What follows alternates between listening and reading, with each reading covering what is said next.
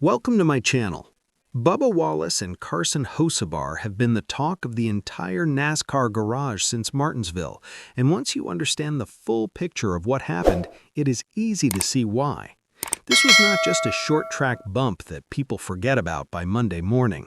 This was one of those moments that shakes up a race weekend completely, damages standings, sparks debates across the sport, and leaves everyone trying to figure out exactly what was going through a driver's head when he made the decision he made. There was a wreck, there was controversy, there was real damage to a season that had been going really well, and there is a bigger story underneath all of it that is worth taking the time to break down properly. If you enjoy deep NASCAR breakdowns like this one, and you want to be part of a channel that is just getting started and growing fast, go ahead and hit that subscribe button right now. Every subscriber genuinely makes a difference, and it means you will always be the first to catch these videos when they go up. Now let us get into everything, because there is a lot here, and all of it matters. To understand why this incident hit so hard, you first need to understand where Bubba Wallace was as a driver and as a competitor heading into Martinsville, because this was not just a struggling driver having another bad day. This was a driver who had been quietly putting together one of the most consistent starts to a Cup Series season that he has had in recent memory. After the first 4 races, NASCAR noted that Wallace had finished inside the top 10 in 3 of them, and that he held the second-best average finish in the entire series at that point, sitting just behind his own teammate Tyler Reddick. By the time the field arrived at Martinsville, Wallace was sitting inside the top 5 in the standings. That is a serious position to be in, and it was built through real work, real results, and the kind of steady approach that sets drivers up for deep playoff runs. His results before Martinsville told that story clearly.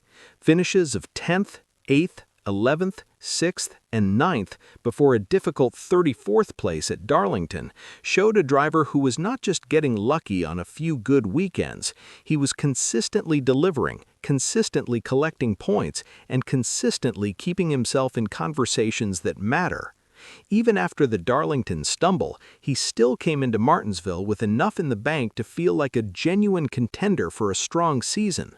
The team did not need to go out and win at Martinsville. They needed to stay in control, stay clean, and keep stacking those points. That was the plan, and that is what made everything that happened on Sunday so difficult to watch. There were also signs going into the weekend that Martinsville could be a good one for Wallace. During Saturday's practice session, he topped the charts with a speed of 96.195 miles per hour, going faster than Ty Gibbs, Denny Hamlin, Chase Elliott, and Todd Gilliland. That kind of practice performance gets a team excited, it builds confidence, it makes you feel like this could be the weekend where everything comes together and you convert that speed into a result that makes people sit up and take notice. Instead, Sunday went in a completely different direction. Now flip the story over to Carson Hocevar, because you cannot fully understand this incident without understanding who he is and what kind of reputation he has already built in the NASCAR garage. Hocevar is not a quiet, passive driver who nobody notices. He's aggressive, he races with edge, and he has already made it clear that he is not going to back down from a fight on the racetrack. He finished 4th at Echo Park earlier this season, added another 4th-place finish at Darlington, and performed well enough overall that Spire Motorsports signed him to a long-term contract extension back in February. That kind of deal does not happen for a driver who is just filling a seat. That happens for a driver the organization genuinely believes in. His aggressive style has drawn comparisons to some of the most assertive racers in the sport's history, and NASCAR themselves ran a feature earlier this season highlighting that edge as a key part of what makes him interesting to watch. The point is that other drivers around the garage have noticed him, have formed opinions about how he races, and are already thinking about him differently than they might think about a typical newcomer.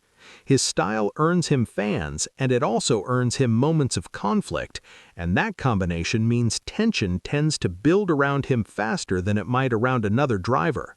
So when Bubba Wallace later talked about not appreciating being put 3 wide into turn 1 earlier in the race, that comment did not come from nowhere. In Wallace's mind, there had already been a moment where the number 77 crossed a line. Whether the rest of the garage or the fans watching at home agreed with that read is a separate question, but that was the context Wallace was carrying with him when the restart came and everything went wrong. The incident itself happened on lap 324, on a restart in turns 3 and 4. Wallace made contact with Hocevar and then made contact again, and what followed was a multi-car pileup that caught up a significant chunk of the Cup Series field. The official NASCAR coverage described it as a collision that sparked a 12-car accident on lap 325. The sequence was messy and fast and ugly, and by the time everything stopped moving, a large portion of the race had been affected in a matter of seconds. The kind of wreck that changes everything. When fans went back and watched the replay, the reaction was immediate and strong. It looked like a driver who was angry, who had decided to do something about it, and who stayed on the throttle when maybe he should have lifted. NASCAR analysts Steve Letarte and Kyle Petty discussed the clash on air with a pretty blunt conclusion, saying it looked like he absolutely meant to hit him. That was the read from people who have been around racing their entire lives, and it carried real weight in the conversation that followed. Wallace's own version of events was more nuanced. He admitted after the race that he misjudged the situation. He said he did not mean to turn Hocevar the way it looked, that he miscalculated his position in the center of the corner, and that while he was genuinely frustrated about the earlier 3 wide moment, the contact went further than he intended.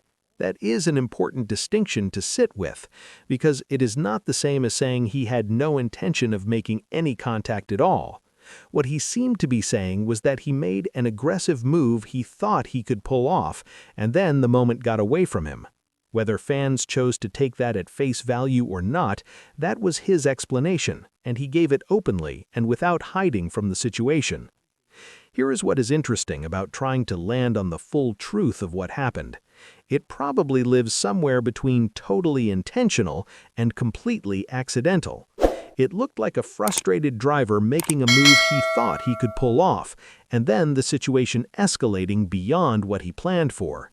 The official NASCAR notes even point out that a stack-up ahead of Hocevar contributed to the second contact and helped amplify the scale of the wreck, which means the final outcome was made worse by traffic and timing, not purely by one deliberate shot. That does not excuse it. The decision was still bad. The outcome was still a disaster, but the full picture is a little more complicated than the most dramatic version of the story suggests.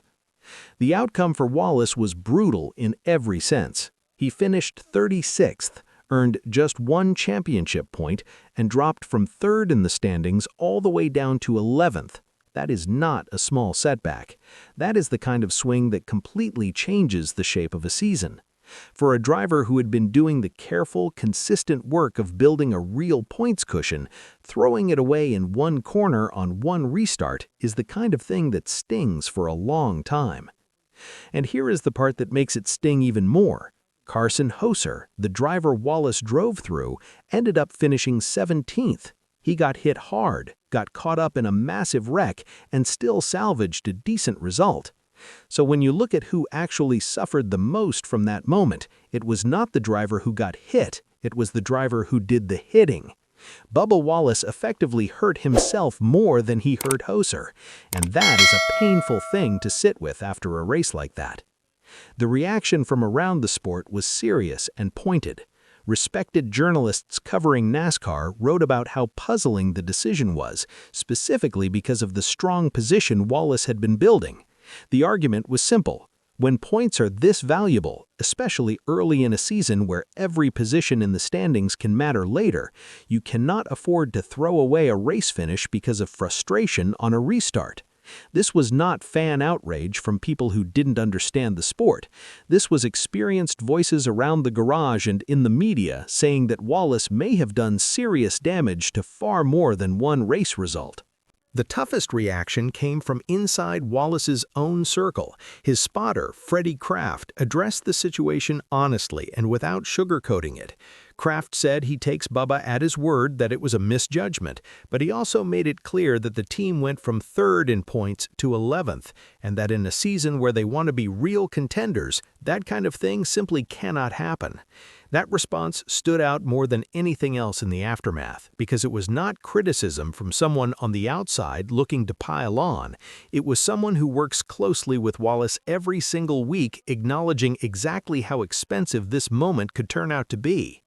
That is what separates this incident from a typical Martinsville dust-up. If Wallace had been sitting 24th in the standings with nothing going right, this still would have been a story, but it would have mostly been a debate about frustration and decision-making. Instead, it happened while 23XY Racing is one of the hottest organizations in the sport, while Tyler Reddick is putting together a record-setting early season run, and while Wallace himself had been doing real, meaningful work in the standings. The mistake lands differently when it interrupts something that was actually working. It is also worth saying that this incident adds another chapter to the ongoing conversation about racing around Carson Hocevar. To be clear, nothing about what Hocevar did justifies Wallace driving through him. Bubba made that choice and Bubba owns it fully. But Hocevar is already becoming one of those drivers who generates intensity around him simply because of how he races.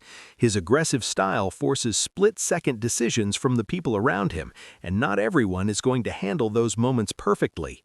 The garage is still figuring out how to race around him without things boiling over, and Martinsville was another example of what can happen when that process breaks down. For Wallace and the number 23 team, the path forward starts at Bristol Motor Speedway on April 12th. The Easter break before that race might come at just the right time, giving everyone a chance to step back, reset mentally, and think clearly about what comes next. Bristol is not a must-win race in the early part of the season. Nobody is going to call the year over based on one result there. But the number 23 team needs the next story about them to be about composure, about a clean race, about rebounding from a rough patch the right way. If they can do that, Martinsville becomes a painful lesson that made them stronger. If they cannot, then this moment starts looking like the point where a very promising season started going in the wrong direction. For Hocevar, the situation actually points upward despite everything. He's 23 years old, he signed long-term with Spire Motorsports, he already has top 5 finishes on his 2026 resume, and he came out of a nasty crash at Martinsville with a 17th place finish. The bigger picture around him still looks strong. He's fast, he's relevant, and his aggressive style is not going away. He's going to keep forcing people to make decisions in tight moments, and some of those moments are going to produce exactly the kind of drama we saw at Martinsville. That is ultimately why this story is not going to fade quickly. It had the wreck, the replay, the debate over intention, the points damage, the media reaction, the response from inside the team, and that sharp twist at the end where the driver who looked like the aggressor came out of it having hurt himself more than the driver he hit. All of those pieces together make this one of the more complete and layered NASCAR stories of the early season, and it's going to keep coming up in conversations for a while, especially if the next few weeks for Wallace do not go the way he needs them to.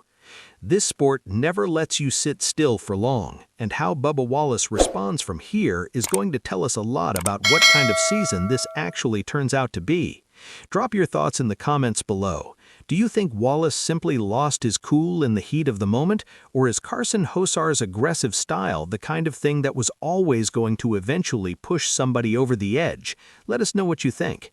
And if you want to keep up with all the biggest NASCAR stories as they happen, make sure you are subscribed to NASCAR Central. Drop a like on this video, share it with a fellow NASCAR fan, and we'll see you in the next one.